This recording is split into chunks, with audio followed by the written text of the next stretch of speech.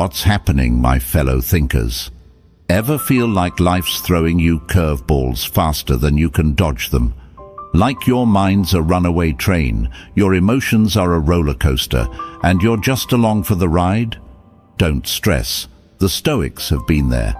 These ancient philosophers were like the original life coaches, figuring out ways to navigate the chaos and find inner peace.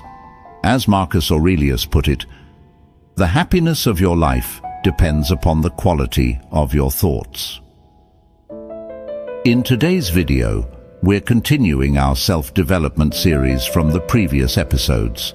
If you're new here or missed the last one, you can check out all the episodes in the playlist that'll pop up at the end of this video. These lessons aren't just educational content, they're a daily, all-encompassing approach to life. Don't forget to subscribe so you don't miss any future episodes. If you're digging this series, show some love by liking the video and dropping a keep it up in the comments below. In this video, we're not just dusting off some old philosophy books. We're diving into how Stoicism can be your ultimate toolkit for mastering your mind, taming your emotions, and living a life that's truly epic. We'll cover everything from ditching the drama and conquering anxiety to breaking free from FOMO and finding your inner zen. We'll tackle the big questions. Can you really be invincible to life's curveballs? How can you turn your fear into fuel? And what's the secret to chilling out when your inner Hulk wants to smash? As Seneca said, we suffer more often in imagination than in reality.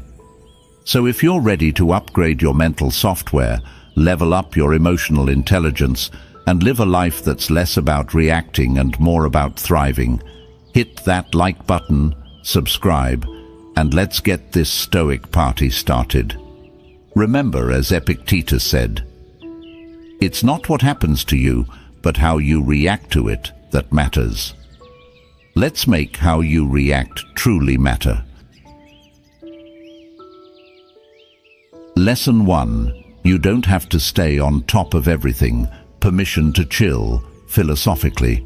All right, folks, let's have a heart-to-heart about FOMO, the fear of missing out. It's that nagging feeling that everyone else is having more fun, being more productive, or living a more exciting life than you. It's the constant pressure to stay on top of everything, the latest trends, the newest gadgets, the hottest social media posts. The FOMO frenzy. In today's world, we're bombarded with information and images that make it seem like everyone else is living their best life. We scroll through Instagram and see friends on exotic vacations, colleagues getting promotions, and influencers living the high life. It's easy to feel like we're falling behind, missing out, and not measuring up. But here's the thing, FOMO is a lie. It's a trap that keeps us chasing after external validation and comparing ourselves to others. It's a recipe for anxiety, stress, and burnout. The Stoic antidote. The ancient Stoics had a different perspective. They believed that true happiness comes from within, not from external circumstances. They emphasized the importance of focusing on what we can control, our thoughts, our actions, our values, and accepting what we can't control, other people's opinions, the news cycle, the latest trends. As the Stoic philosopher Marcus Aurelius put it, you have power over your mind, not outside events. Realize this, and you will find strength. So how do we break free from the FOMO frenzy and embrace a more peaceful, fulfilling life? 1. Redefine success. Success isn't about keeping up with the Joneses or having the most followers on Instagram. It's about living a life that's true to your values, pursuing your passions, and making a positive impact on the world. 2. Prioritize what matters. What are the most important things in your life? Your family, your friends, your health, your hobbies? Make a list of your priorities and focus your time and energy on those things. As the saying goes, don't major in minor things. 3. Set boundaries. Learn to say no to things that don't align with your values or goals. Don't feel obligated to attend every social event, answer every email, or keep up with every trend. It's okay to miss out on some things. 4. Practice mindfulness. Mindfulness is the practice of paying attention to the present moment without judgment. By cultivating mindfulness, you can become more aware of your thoughts and feelings, and you can learn to let go of the fear of missing out. 5. Cultivate gratitude. Take time each day to appreciate what you have, rather than focusing on what you lack. This can be as simple as writing down 3 things you're grateful for each morning or evening. Real-world examples. Let's explore how this concept is applied in daily life. The digital detoxer. Many people find that taking regular breaks from social media and technology can help them reduce stress, improve their mood, and reconnect with the real world. The slow living advocate. The slow living movement is all about slowing down, simplifying your life, and focusing on what truly matters. This might involve decluttering your home, spending more time in nature, or simply saying no to commitments that don't bring you joy. The mindful traveler.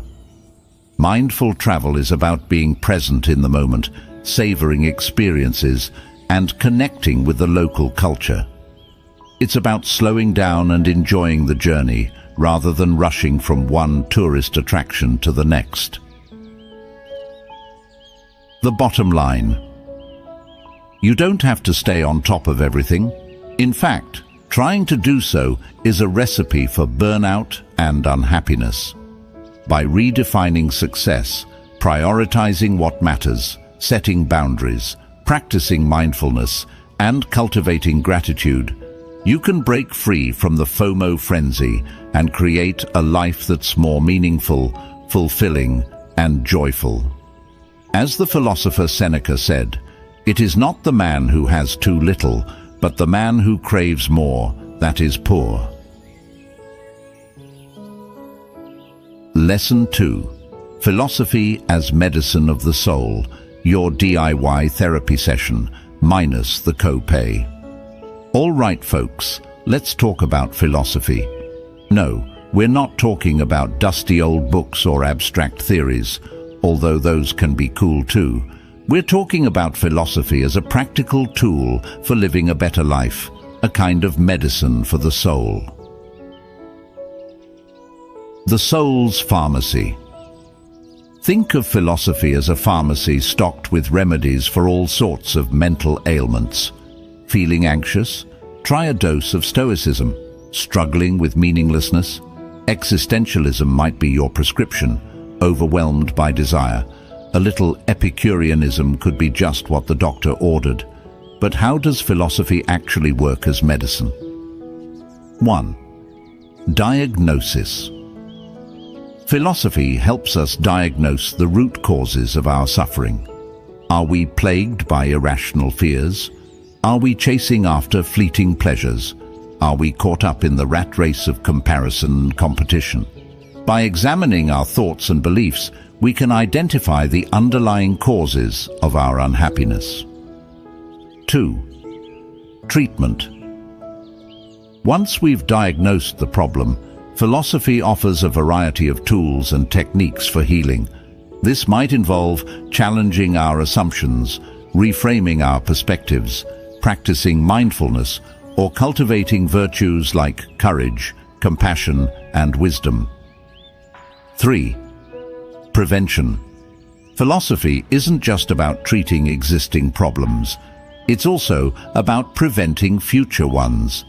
By developing a philosophical mindset, we can build resilience, cultivate inner peace, and create a life that's more meaningful and fulfilling. Real-world examples. Let's explore how this concept is applied in daily life. The anxious overachiever. Sarah, a high-powered executive, was constantly stressed out and anxious. She turned to Stoicism for help. By learning to focus on what she could control and accepting what she couldn't, she was able to reduce her anxiety and find more peace in her life. The disillusioned millennial. Mark, a recent college grad, was feeling lost and directionless. He found solace in existentialism, which helped him embrace the freedom and responsibility of creating his own meaning in life. The materialistic shopaholic. Lisa was constantly chasing after the latest trends and gadgets, but she never felt truly satisfied. She discovered Epicureanism, which taught her to focus on simple pleasures and meaningful relationships rather than material possessions.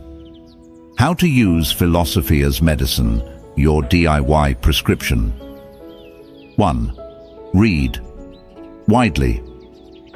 Explore different philosophical traditions and find thinkers who resonate with you. Don't be afraid to challenge your own beliefs and explore different perspectives. 2. Reflect deeply. Take time to reflect on your own life, your values, and your goals. What are the things that truly matter to you? What are the sources of your happiness and unhappiness? 3. Apply what you learn. Don't just read philosophy, live it. Put the principles you learn into practice in your daily life. Experiment with different techniques and see what works for you. 4. Seek guidance. If you're struggling with a particular issue, don't hesitate to seek guidance from a therapist, counselor, or spiritual advisor. They can help you apply philosophical principles to your specific situation and provide additional support and resources. The bottom line. Philosophy is not just an academic pursuit. It's a powerful tool for self-discovery, personal growth, and healing. By using philosophy as medicine, we can cultivate wisdom, resilience, and inner peace. As the philosopher Epicurus said, "The art of living well and the art of dying well are one." Lesson 3. For the hot-headed man and woman, chill out with a side of philosophy. All right, folks, let's talk about anger. Not the righteous kind that fuels social justice movements, but the kind that makes you see red, clench your fists, and say things you later regret. We're talking about the hot-headedness that can ruin relationships, sabotage careers, and leave you feeling like a steaming pressure cooker. The anger epidemic. Let's face it, we live in an anger-inducing world. Road rage, political polarization, social media trolls. It's enough to make even the Dalai Lama lose his cool. But here's the thing. Anger isn't just an emotion, it's a habit. And like any habit, it can be broken. The ancient wisdom. The ancient philosophers understood the destructive power of anger. They saw it as a form of temporary madness, a poison that could corrode our relationships, our health, and our happiness. As Seneca, the Stoic philosopher, put it, anger, an acid that can do more harm to the vessel in which it is stored than to anything on which it is poured. So, how do we tame the beast within and cultivate a more peaceful, even-tempered disposition? 1. Recognize the triggers. What sets you off? Is it traffic jams, rude comments, or feeling like you're not being heard? Once you identify your triggers, you can start to anticipate them and develop strategies for dealing with them. 2.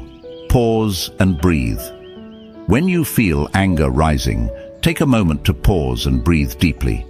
This will help you calm your nervous system and create some distance between you and your emotions. As the saying goes, don't react, respond. 3. Reframe your perspective. Anger often stems from a distorted view of reality. We exaggerate the importance of events, personalize other people's actions, and catastrophize the consequences. By reframing our perspective, we can see things in a more balanced and rational light. As the Stoic philosopher Marcus Aurelius put it, our life is what our thoughts make it. 4. Practice empathy. Try to see things from the other person's perspective. What might they be going through? What might have led them to act the way they did? By cultivating empathy, we can reduce our anger and increase our understanding. 5. Find healthy outlets. Anger doesn't just disappear. It needs to be expressed in a healthy way. This might involve talking to a friend, journaling, exercising, or engaging in a creative activity. Real-world examples. Let's explore how this concept is applied in daily life. The road rage warrior. Instead of yelling at the driver who cut you off, take a deep breath and remind yourself that they're probably just having a bad day. The keyboard warrior.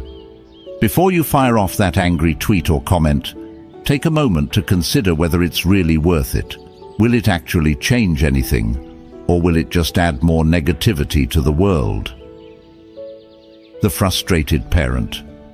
When your kids are driving you crazy, instead of yelling at them, take a break, go for a walk, or do something that helps you de-stress. Then, come back and address the situation with a calmer mind. The bottom line: anger is a natural human emotion, but it doesn't have to control us.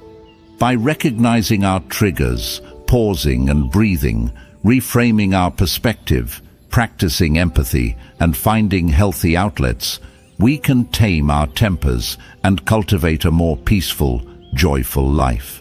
As the Dalai Lama said, if you want others to be happy, practice compassion. If you want to be happy, practice compassion. Lesson 4. A proper frame of mind, your mental toolkit for a smooth ride. All right, folks, let's talk about mindset. Not the positive vibes only kind of mindset, but the practical, no-nonsense kind that can help you navigate life's twists and turns with grace and resilience. We're talking about cultivating a mental framework that allows you to see challenges as opportunities, setbacks as lessons, and life as a grand adventure. The mind as a lens. Think of your mind as a pair of glasses. The lenses you wear determine how you see the world. If your lenses are scratched, dirty, or distorted, your vision will be blurry and unclear. But if your lenses are clean, clear, and well-adjusted, you'll see the world in all its vibrant detail. The same goes for your mindset. If your mindset is negative, pessimistic, or self-defeating, you'll see the world as a place of struggle and hardship. But if your mindset is positive, optimistic, and growth-oriented, you'll see the world as a place of opportunity and possibility. As the philosopher William James put it, the greatest discovery of my generation is that human beings can alter their lives by altering their attitudes of mind. So, how do we adjust our mental lenses and cultivate a proper frame of mind? 1. Challenge your assumptions. We all have assumptions about ourselves, others, and the world around us. But these assumptions are often based on limited information, past experiences, or cultural conditioning. By challenging our assumptions, we can open ourselves up to new perspectives, new possibilities, and new ways of being. 2. Practice gratitude. Gratitude is the antidote to negativity. When we focus on what we're grateful for, we shift our attention away from what we lack and towards the abundance that already exists in our lives. As the saying goes, what you focus on expands. 3. Embrace challenges.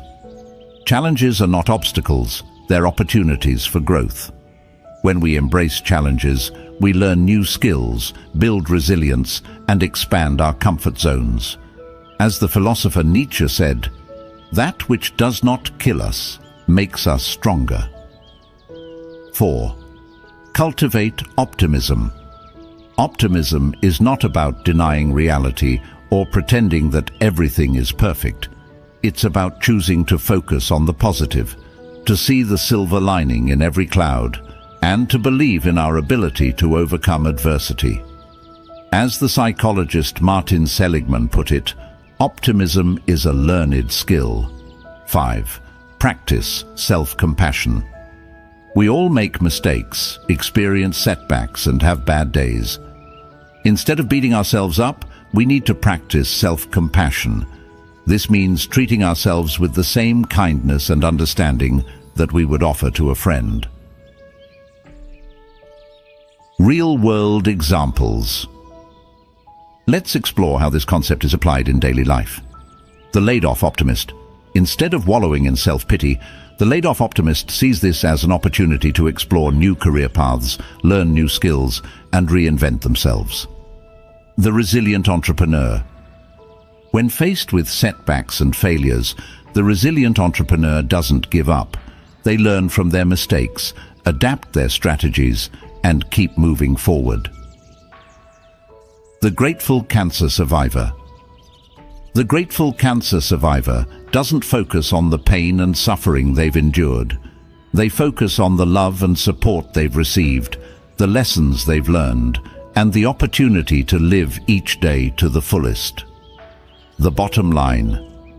A proper frame of mind is not something you're born with. It's something you cultivate through practice, intentionality, and a willingness to challenge your own thinking. By adjusting your mental lenses, you can transform your perception of the world and create a life that's more joyful, fulfilling, and resilient. As the philosopher Epictetus said, "It's not what happens to you, but how you react to it that matters." Lesson 5. The source of your anxiety, a deep dive into your worry-wart brain. All right, folks, let's talk about anxiety. Not the occasional butterflies in your stomach kind, but the full-blown, heart-pounding, mind-racing kind that can leave you feeling paralyzed and overwhelmed. We're talking about the kind of anxiety that can rob you of sleep, ruin your relationships, and sabotage your success. The anxiety epidemic. Let's face it, anxiety is the common cold of the mental health world. It's everywhere, and it's affecting more and more people every day. We're living in a world of constant stimulation, information overload, and uncertainty. It's no wonder our brains are on high alert, constantly scanning for threats and dangers, both real and imagined. But here's the thing, anxiety isn't just a feeling, it's a habit. It's a pattern of thinking and reacting that we've learned over time. And like any habit, it can be unlearned. The philosophical roots. The ancient Stoics, like Epictetus and Marcus Aurelius, had a lot to say about anxiety. They believed that it stems from our attachment to things we can't control, the future, other people's opinions, external events. As Epictetus put it, people are not disturbed by things, but by the views they take of them. In other words, it's not the events themselves that cause anxiety, but our interpretation of those events. So, how do we get to the root of our anxiety and find a way to calm the storm within? 1. Identify your fears. What are you really afraid of? Are you worried about failing, being rejected, or not being good enough? Once you identify your fears, you can start to challenge them and develop strategies for dealing with them. 2. Challenge your thoughts. Our thoughts are not facts, they're just interpretations of reality.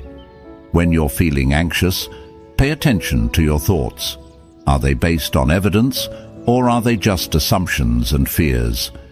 challenge your negative thoughts with more realistic and positive ones. 3. Focus on the present. Anxiety often stems from worrying about the future or dwelling on the past. By focusing on the present moment, you can ground yourself in reality and reduce your anxiety. Practice mindfulness techniques like meditation or deep breathing to help you stay present. 4. Take action. Sometimes the best way to deal with anxiety is to take action. If you're worried about an upcoming presentation, prepare thoroughly. If you're anxious about a relationship, communicate your concerns. Taking action can help you feel more in control and reduce your anxiety. Real-world examples. Let's explore how this concept is applied in daily life. The job interview. Jitters. Instead of letting your anxiety spiral out of control, prepare for the interview by researching the company, practicing your answers, and dressing for success. The social anxiety sufferer. If social situations trigger your anxiety, start small. Practice talking to strangers, join a club or group, or seek out social events that interest you. The chronic worrier. If you're constantly worrying about the future, try journaling, talking to a therapist, or practicing mindfulness techniques like meditation or yoga. The bottom line. Anxiety is a common human experience, but it doesn't have to rule your life. By understanding the source of your anxiety, challenging your thoughts, focusing on the present, and taking action, you can learn to manage your anxiety and live a more peaceful, fulfilling life. As the philosopher Seneca said, we suffer more often in imagination than in reality.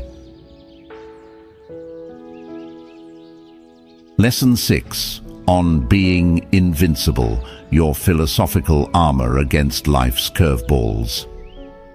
All right, folks, let's talk about being invincible. No, we're not talking about superhero powers or becoming immune to physical harm. We're talking about cultivating a mental and emotional resilience that allows you to weather life's storms with grace, courage, and unwavering strength. The illusion of invulnerability. We all want to believe that we're invincible, that nothing bad can ever happen to us. But the truth is, life is unpredictable.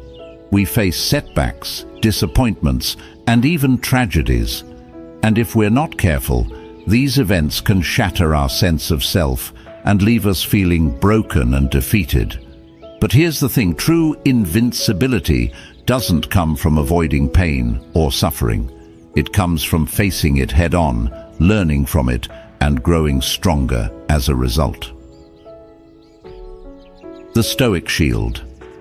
The ancient Stoics, like Marcus Aurelius and Seneca, understood this concept well. They believed that true strength comes from within, from our ability to control our thoughts, emotions, and actions, even in the face of adversity. As Marcus Aurelius put it, you have power over your mind, not outside events. Realize this, and you will find strength.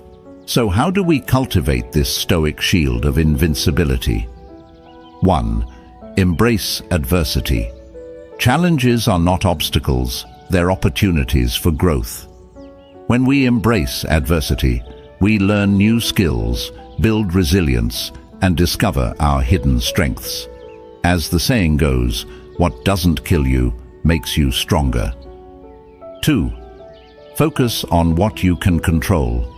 We can't control everything that happens to us, but we can control how we respond.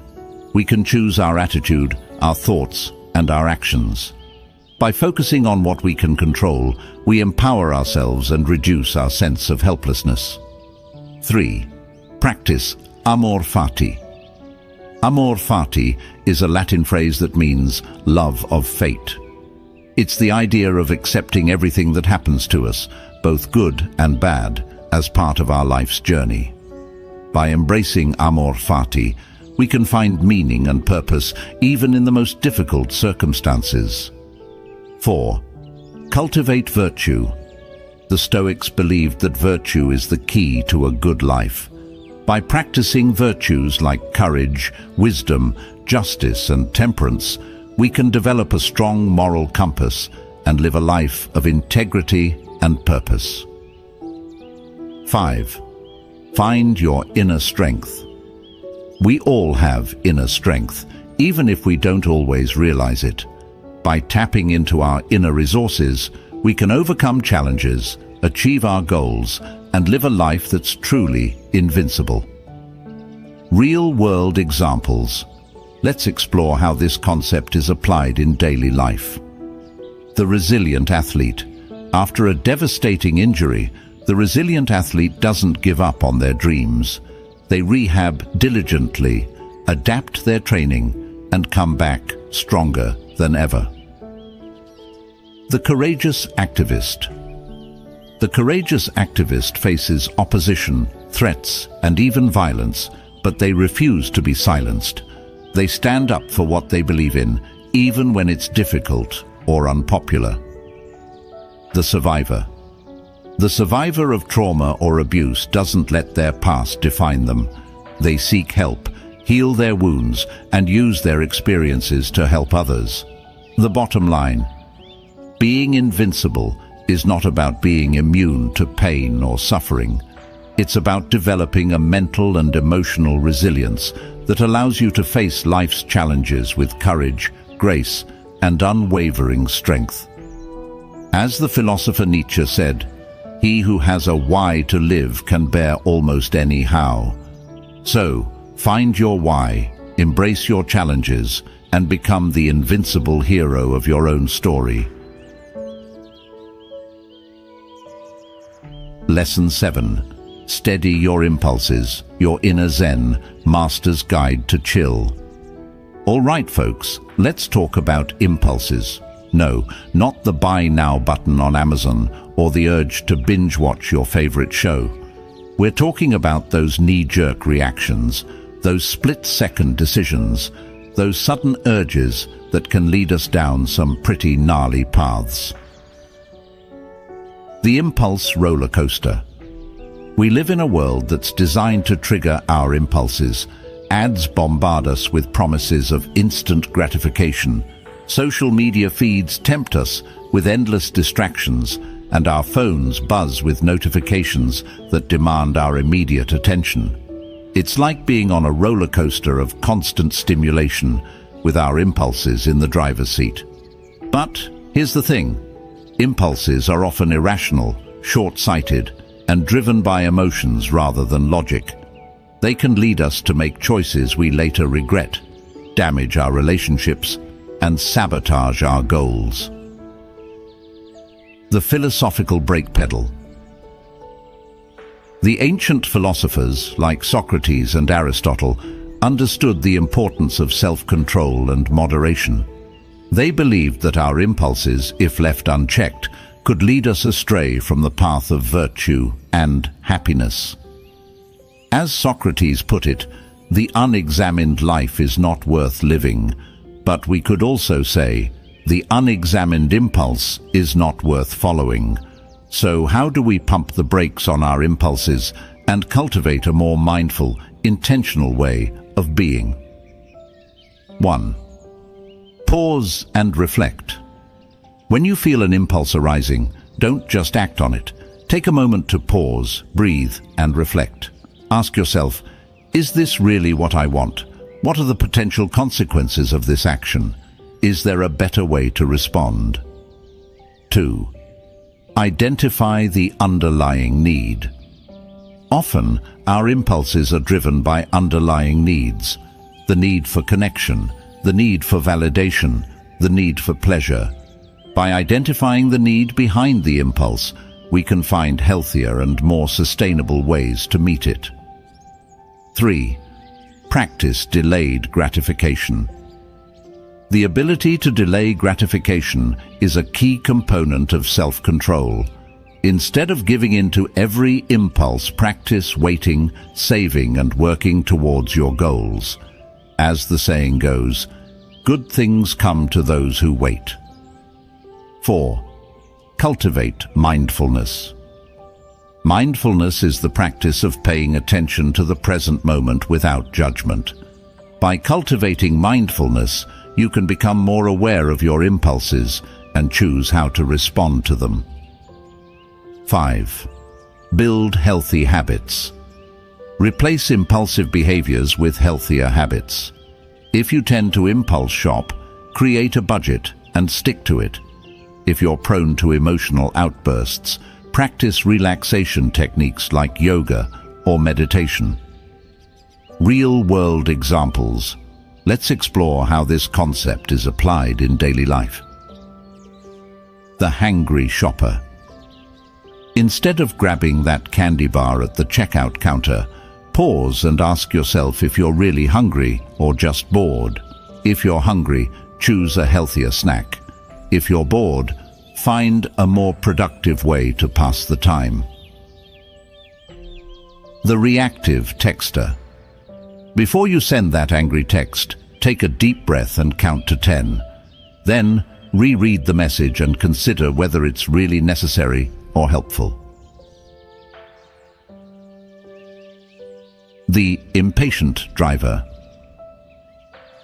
When you're stuck in traffic, instead of honking and cursing, put on some calming music or listen to a podcast. Remind yourself that getting angry won't make the traffic move any faster. The bottom line. Our impulses are a natural part of being human, but they don't have to control us. By pausing and reflecting, identifying our underlying needs, practicing delayed gratification, cultivating mindfulness, and building healthy habits, we can learn to steady our impulses and make more intentional choices. As the philosopher Aristotle said, we are what we repeatedly do.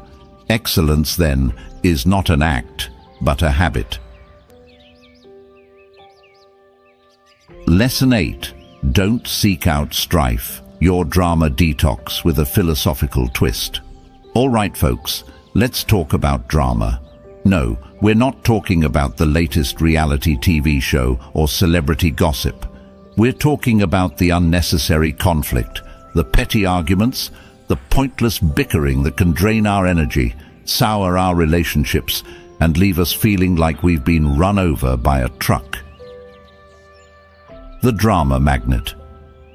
Let's face it, some people are drama magnets. They thrive on conflict, they stir up trouble, and they seem to attract chaos wherever they go.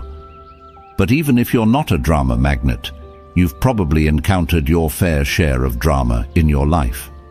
It might be a co-worker who loves to gossip, a friend who always has a crisis, or a family member who thrives on conflict. Whatever the source, drama can be toxic, draining, and downright exhausting. The philosophical chill pill. The ancient philosophers like Epictetus and Marcus Aurelius had a simple solution for dealing with drama. Don't seek it out. They understood that we have a choice in how we respond to conflict, and that we can choose to avoid it altogether. As Epictetus put it, if someone succeeds in provoking you, realize that your mind is complicit in the provocation. In other words, we have the power to choose how we react to other people's behavior, and we don't have to let them drag us into their drama. So, how do we break free from the drama cycle and cultivate a more peaceful, harmonious life? 1. Choose your battles. Not every disagreement needs to be a fight. Some things are simply not worth arguing about. Ask yourself, is this really important? Will this matter in a week, a month, a year? If the answer is no, let it go. 2. Set boundaries. Don't let drama queens and energy vampires suck you into their vortex of negativity. Set clear boundaries. Limit your exposure to toxic people and prioritize your own well-being. As the saying goes, you are the average of the 5 people you spend the most time with. 3. Practice detachment. This doesn't mean being cold or uncaring. It means not getting emotionally invested in other people's drama. Remember, you can't control their behavior, but you can control your reaction to it. 4. Focus on the positive. Instead of dwelling on negativity and conflict, focus on the positive aspects of your life. Spend time with people who lift you up, engage in activities that bring you joy, and cultivate gratitude for the good things in your life. 5. Seek resolution, not revenge. If conflict is unavoidable, seek resolution, not revenge. Communicate your needs clearly and respectfully. Listen to the other person's perspective and try to find a solution that works for everyone. Real-world examples. Let's explore how this concept is applied in daily life.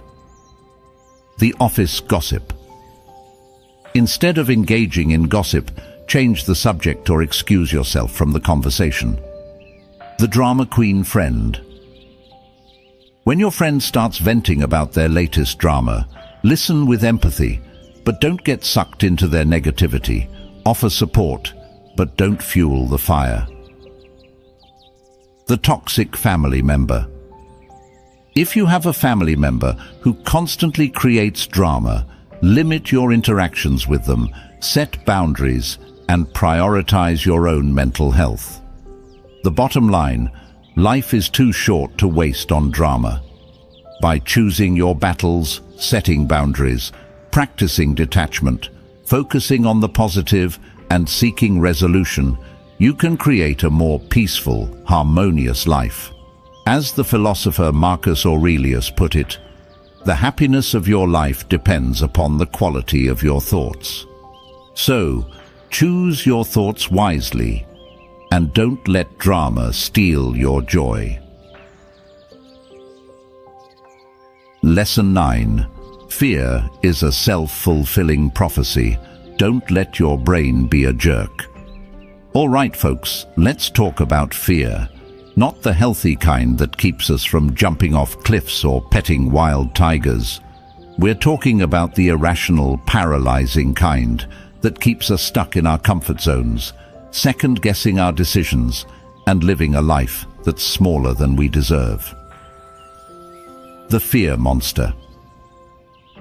Fear is a sneaky little bugger.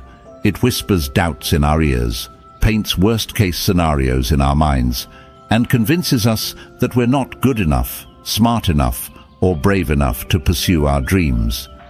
But here's the thing. Fear is often a liar. It's a master manipulator, distorting reality and creating illusions that hold us back. As the philosopher Seneca put it, we suffer more often in imagination than in reality. The self-fulfilling prophecy. Fear is not only a liar, it's also a self-fulfilling prophecy. When we believe our fears, we act in ways that confirm them. If we're afraid of failure, we might not even try. If we're afraid of rejection, we might not put ourselves out there. And if we're afraid of success, we might sabotage our own efforts. As Henry Ford famously said, whether you think you can or you think you can't, you're right. So, how do we break free from the grip of fear and create a more empowering narrative for ourselves? 1. Identify your fears. What are you really afraid of? Be specific. Instead of saying, I'm afraid of failure, say, I'm afraid of not getting the job I want. Once you identify your fears, you can start to challenge them and develop strategies for overcoming them. 2. Challenge your assumptions. Our fears are often based on faulty assumptions and irrational beliefs. Challenge your fears by asking yourself, what evidence do I have to support this fear? Is it really likely to happen? What's the worst that could happen? 3. Focus on the present. Fear often stems from worrying about the future or dwelling on the past. By focusing on the present moment, you can ground yourself in reality and reduce your anxiety. Practice mindfulness techniques like meditation or deep breathing to help you stay present. 4. Take action. The best way to overcome fear is to face it head-on. Take small steps towards your goals, even if you're scared. As you take action, you'll build confidence and realize that your fears were often unfounded. 5. Surround yourself with support. Don't face your fears alone. Surround yourself with supportive friends, family, mentors, or therapists who can offer encouragement, guidance, and a listening ear. Real-world examples. Let's explore how this concept is applied in daily life. The public speaker. Afraid of public speaking? Start by practicing in front of a small group of friends or family. Gradually work your way up to larger audiences. The job seeker. Afraid of rejection? Apply for multiple jobs, even if you don't think you're qualified. The more you put yourself out there, the more likely you are to find the right opportunity. The entrepreneur. Afraid of failure? Start small, test your ideas, and learn from your mistakes. Remember, every successful entrepreneur has faced setbacks and failures along the way. The bottom line. Fear is a natural human emotion, but it doesn't have to control us. By identifying our fears, challenging our assumptions, focusing on the present, taking action, and surrounding ourselves with support, we can break free from the self-fulfilling prophecy of fear and create a life that's bold, adventurous, and fulfilling. As the philosopher Nelson Mandela said, "The brave man is not he who does not feel afraid, but he who conquers that fear." Lesson 10. Did that make you feel better? A reality check for your emotional outbursts. All right, folks, let's have a real talk about those moments when we lose our cool. You know, those times when we fly off the handle, throw a tantrum, or say something we later regret. We're talking about those emotional outbursts that leave us feeling drained, embarrassed, and wondering, what the heck was that all about? The emotional roller coaster. We're all human, and we all experience a wide range of emotions: joy, sadness, anger, fear, excitement, and everything in between. But sometimes our emotions get the best of us. We react impulsively, lash out at others, or wallow in self-pity. As the philosopher Aristotle put it, anyone can become angry. That is easy, but to be angry with the right person and to the right degree and at the right time and for the right purpose and in the right way, that is not within everyone's power and is not easy. So, how do we get a handle on our emotions and avoid those embarrassing meltdowns? 1. The pause button. When you feel an emotional outburst brewing, hit the pause button. Take a deep breath, step back from the situation, and give yourself a moment to cool down. This will help you avoid saying or doing something you'll later regret. 2. The reality check. Ask yourself, is this reaction helping the situation? Is it making me feel better? Is it aligned with my values and goals? Chances are the answer is no. Emotional outbursts rarely solve problems. They usually just make things worse. 3. The reframe. Instead of reacting emotionally, try to reframe the situation. Look for the humor, the irony, or the silver lining. As the saying goes, life is 10% what happens to you and 90% how you react to it. 4. The root cause. Dig deeper and try to understand the root cause of your emotional outburst. Are you feeling stressed, overwhelmed, or insecure? Once you identify the underlying cause, you can start to address it in a more constructive way. 5. The healthy outlet. Find healthy ways to express your emotions. This might involve talking to a friend, journaling, exercising, or engaging in a creative activity. Real-world examples. Let's explore how this concept is applied in daily life. The road rage incident. Instead of yelling at the driver who cut you off, take a deep breath and remind yourself that it's not worth getting worked up over. Put on some calming music and focus on getting to your destination safely. The office meltdown.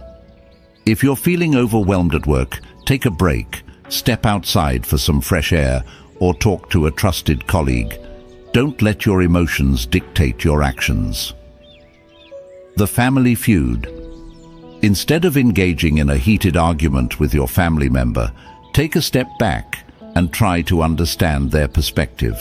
Look for common ground and try to find a solution that works for everyone. The bottom line, emotional outbursts are a natural part of being human, but they don't have to control us.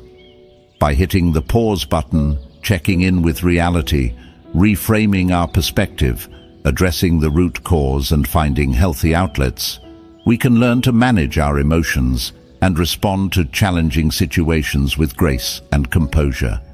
As the philosopher Seneca said, the greatest remedy for anger is delay. All right, my fellow Stoics, that's a wrap on another episode of our self-improvement series. We've covered a lot of ground today, from conquering FOMO and taming anger to finding your inner zen and embracing your inner invincibility. Remember, this is a journey, not a destination. It takes time, practice, and a whole lot of self-compassion.